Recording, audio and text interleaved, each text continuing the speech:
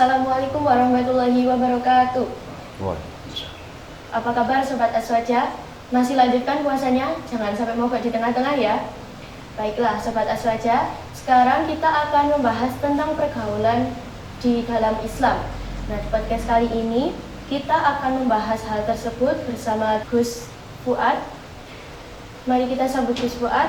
Assalamualaikum Gus. Waalaikumsalam warahmatullahi wabarakatuh. Bagaimana kabarnya hari ini? Alhamdulillah. Semoga selalu baik dan selalu dalam lindungan Allah Amin, Subhanahu wa amin. Ta'ala. Baiklah, langsung saja kita ke materi yang akan kita bahas. Nah, yang pertama, sekarang tidak heran lagi dengan kalimat guruku adalah temanku. Nah, jadi di zaman sekarang ini banyak sekali pelajar-pelajar yang menganggap bahwa guru itu adalah teman sebaya. Apakah hal itu normal terjadi di zaman sekarang karena faktor lain atau karena memang perkembangan zaman menyebabkan karakter-karakter para pelajar menjadi seperti itu? Baik, bismillahirrahmanirrahim. Dengan banyaknya di dunia pendidikan sekarang ini, memang banyak guru dengan murid ini seperti kayak teman biasa. Tentu hal sedemikian menurut pandangan agama Islam ini bertentangan. Artinya apa?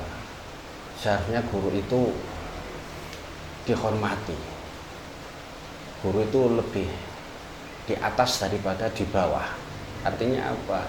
Dengan adanya guru, maka banyak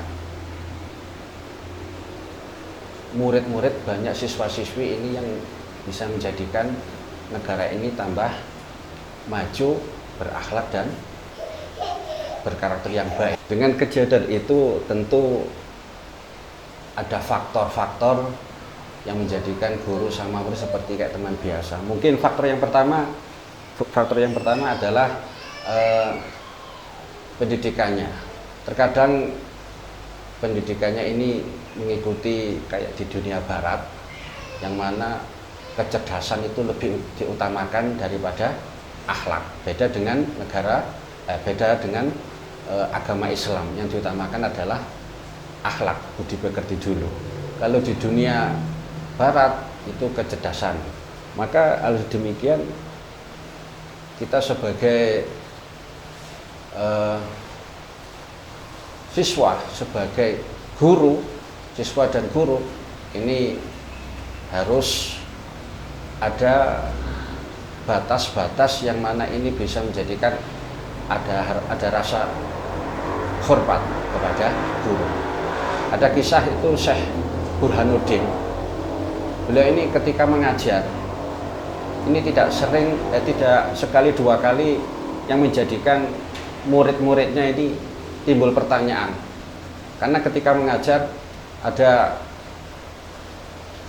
anak kecil yang menjadikan Syekh Burhanuddin ini berdiri, dan ini timbul pertanyaan.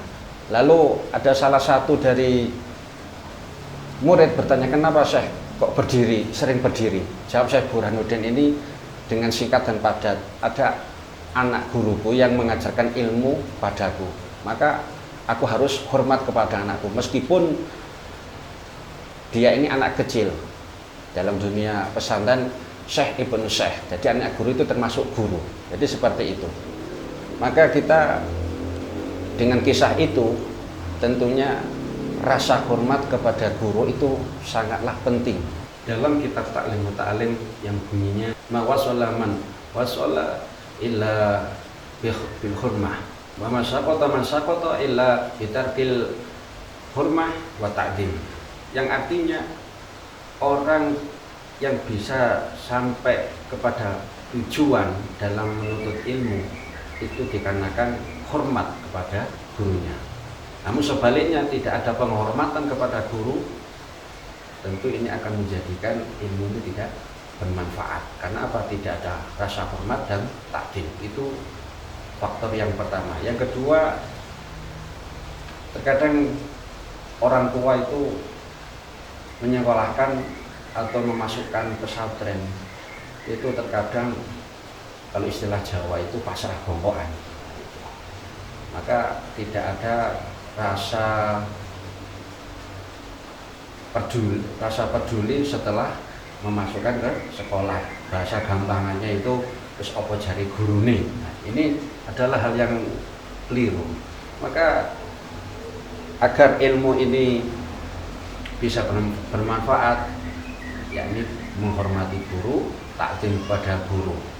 Itu cara yang bisa menjadikan ilmu bisa bermanfaat.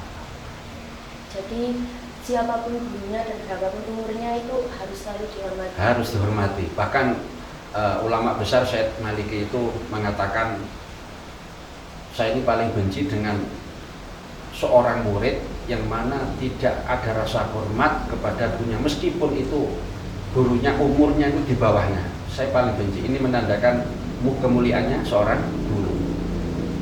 Dan selanjutnya, pergaulan muslim pada zaman ini sangat jauh dari kata positif. Bahkan santri-santri di pondok pesantren saja pergaulannya tidak sebaik yang kita kira. Nah, menurut Anda, cara apa yang paling efektif supaya bisa memperbaiki karakter anak-anak yang seperti ini? Tentunya yang pertama itu melakukan membenahi hubungan dengan Sang Khalik, yakni Allah. Artinya apa?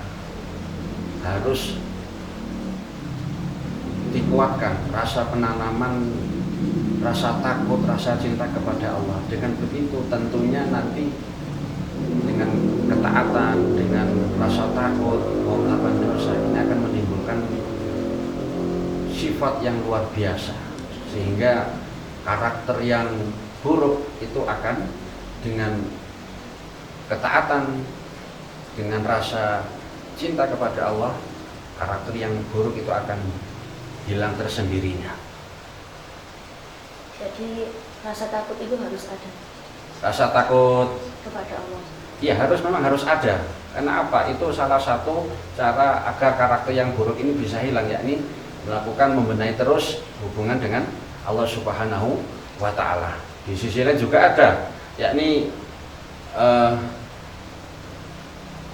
mencari teman yang baik. Yang paling penting itu pada diri sendiri, itu pada diri anak itu harus ada kemauan yang kuat. Kalau tidak ada kemauan yang kuat, tentu sulit. Meskipun banyak orang yang baik, teman yang baik, atau perkumpulan yang baik, kalau tidak ada kemauan, tentu juga tidak berpengaruh sama sekali. Baik, sebelum ke penghujung podcast, mungkin ada pesan-pesan untuk para pemirsa Jauhar Ramadan?